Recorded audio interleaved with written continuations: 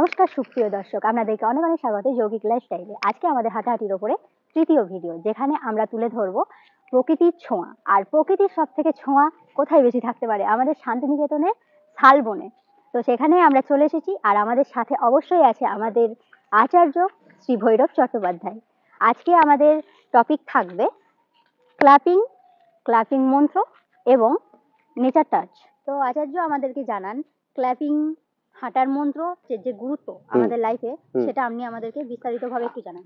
আমাকে আমার এক কলিগ প্রশ্ন করেছিলেন যে হাঁটাতেই যদি এত উপকার হয়, তাহলে যারা পাইকের ভাই আছেন, গরু বা গবাদি পশু বিক্রির কাজে থাকেন, তাদের অনেকে সুগার হয় কেন? তো আমি এটা ভাবলাম এবং তারপরে দেখলাম যে হাঁটার সময় আমি যদি খুব ব্যাড থিঙ্কিং বা কোনো একটা বাজে বিষয় নিয়ে আমি সবসময় চিন্তা করতে করতে হাঁটতে থাকি, তাহলে কিন্তু আমার সেই হাঁটার কোনো লাভ হবে না। অনেক ক্ষেত্রে পাইকার ভাইদেরকে পরে জিজ্ঞাসা করে দেখলাম যে তারা হাঁটে, কিন্তু তারা বাজারে গরুটা বিক্রি করতে পারবে কিনা, কটা কার কি লাভ ক্ষতি হবে, এইসব নিয়ে তারা উত্তেজনাকর টেনশন করতে করতে তারা হাঁটাহাঁটি করে, ফলে তাদের হাঁটাহাঁটির কোনো লাভ থাকে না। সেই জন্যই হাঁটার ক্ষেত্রে যেটা হয়, সব থেকে ভালো যেটা হয় সেটা হচ্ছে কিছু মন্ত্র যদি উচ্চারণ করা হয়। অনেকে হিন্দু আছেন যারা গুরু দীক্ষা নিয়েছেন, তারা বীজ মন্ত্রটা মানে চ্যান্টিং করতে করতে হাঁটতে পারেন। তাহলে তাদের মাথায় আর উল্টোপাল্টা চিন্তা আসবে না। অনেক সময় উল্টোপাল্টা চিন্তার ফলে, অশুদ্ধ চিন্তার ফলে বা কোনো একটা উত্তেজনাকর বিষয় চিন্তার ফলে আমাদের এনার্জি লেভেলটা কমে যায়। যত আমার এনার্জি লেভেল কমবে, তত কিন্তু আমার শরীরে রোগ প্রতিরোধক ক্ষমতা কমবে। সেই জন্যই যেটা করা উচিত সেটা হচ্ছে হাঁটার সময় কোনো বীজ মন্ত্র উচ্চারণ করা, বা কোনো বড় কোনো মন্ত্র যদি হয়। আমি অনেককে বলি যে তুমি গীতা পড়ো, তুমি ওম নমো ভগবতে বাসুদেবায় এইটা চ্যান্টিং করতে করতে করো। আবার অনেকে হয়তো তুমি বলবে যে স্যার, যারা মুসলিম বা অন্য ধর্মে তারা কি করবে, এই প্রশ্ন আসতে পারে।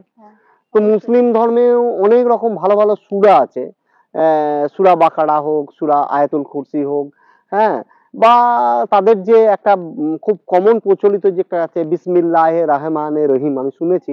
এই পাওয়ারফুল জিনিসগুলো তারা চ্যান্টিং করতে করতে কিন্তু তারা হাঁটাহাঁটি করতে পারে। খ্রিস্টানদের ক্ষেত্রেও তাই, তারা তাদের নিজের মতন করে একটা গুড থিঙ্কিং করতে করতে হাঁটা, এইটা হচ্ছে হাঁটার মন্ত্র।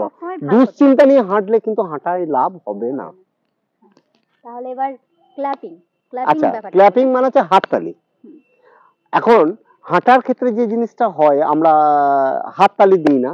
হাততালিতে আমাদের এখানে অনেকগুলো সুইচ আছে, হ্যাঁ, অনেকগুলো সুইচ আছে, এবং আঙ্গুলগুলোয় আমাদের যে প্রত্যেকটা আঙ্গুল এক একটা, আমাদের শরীর যে জিনিসটা দিয়ে তৈরি, ক্ষিতি অপ তেজ মরুদ বোম, এক একটা আঙ্গুল কিন্তু এক একটা মানে সেই ক্ষিতি অপ তেজ মরুদ বোমের সাথে রিলেটেড।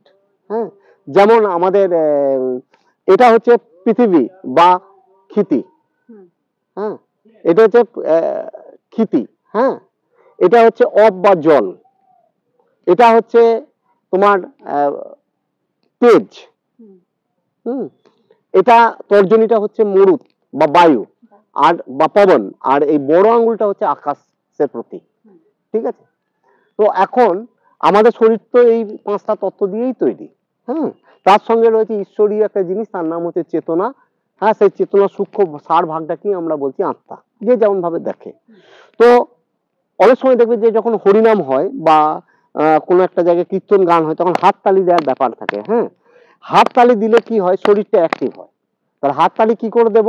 আমি একটা জায়গায় হাঁটতে হাঁটতে বা এরকম করতে করতে এরকম করে এরকম করতে পারি, আবার হাতটাকে সরিয়ে নিয়ে এরকম ভাব, তারপরে এরকম ভাবে হাততালি দিলাম, তারপর পিছন দিকে নিয়ে চলে গেলাম, পিছন দিকে হাততালি দিলাম, তারপরে হাঁটুটাকে তুলে এইটা হাততালি দিলাম। হাঁটুটা যদি ব্যালেন্স না থাকে, তাহলে আমরা এই গাছের মধ্যে পাটাকে দিয়ে এইভাবে হাততালি দিলাম। হ্যাঁ, আবার এইভাবে হাততালি দিলাম। সবগুলোই করতে হবে। করার পরে যেটা করতে হবে সেটা হচ্ছে হাততালি দেওয়ার পরে আমাদের চুটকি তালি যেটা বলা হয়, এই যে চুটকি তালিটা সব আঙুলগুলোতে টাচ করে করে চুটকি তালি দিতে হবে। হাততালি দেওয়ার পর উল্টো দিকেও হাততালি দিতে হবে, কিন্তু হালকা করে এখানটাও হাততালি দিতে হবে। এর ফলে কিন্তু শরীরটা অনেকটাই অ্যাক্টিভ হবে। আজকে আমাদের ভিডিওতে ছিল ক্ল্যাপিং মন্ত্র এবং ক্ল্যাপিং এর গুরুত্ব। সেটা আপনাদের কেমন লাগলো সেটা জানাতে ভুলবেন না। সঙ্গে থাকুন, দেখতে থাকুন যৌগিক লাইফস্টাইল। ধন্যবাদ।